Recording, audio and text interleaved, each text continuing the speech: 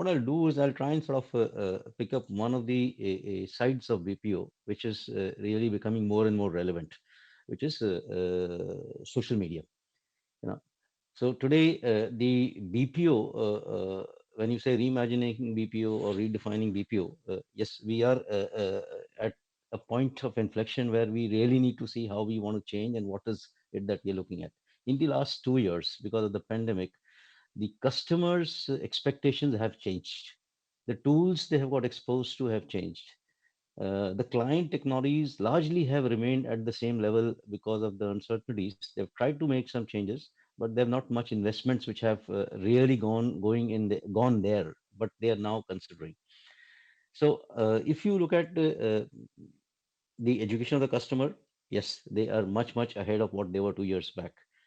How to use the technology, how to use the social media space, how to reach out to people. It's not no more just voice. Earlier, if you take Twitter for an example, today or a Facebook were a more passive and more softer side of raising an issue. But today, people raise issues and they can expect a response within an hour or maybe few hours. Otherwise, they escalate.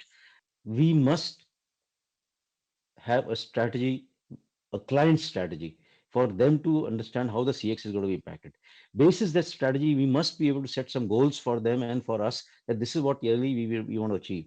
Those goals have to be measurable, maybe in terms of response time, maybe in terms of transaction reduction, maybe in terms of uh, uh, uh, uh, getting to process reengineering or reimagination, so reduce the cut down the transaction completely. Those are the elements which we need to get into it. Then get into what tech stack is going to deliver those elements. Do we have the capability?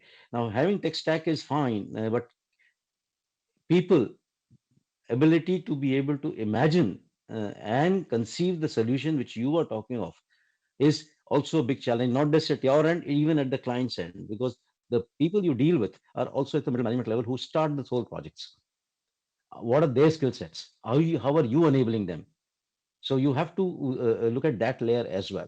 You may have solution, you have upskilled your people, but when you go to the client, there is understanding gap. And so how are you going to fill that gap? So there is an investment you need to make towards that. Also a risk you need to cover from that perspective as well.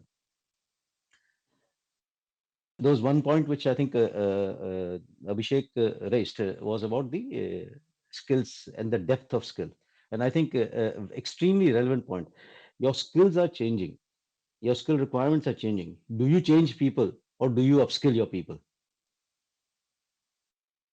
In my journey, what I have seen, while we tend to push things faster than we want to upskill ourselves by changing the people, but journey of transformation, of journey of change at the client end continues to be at the pace where you have time to upskill your people to be able to take the solution forward rather than changing the people and bringing new skills into the system.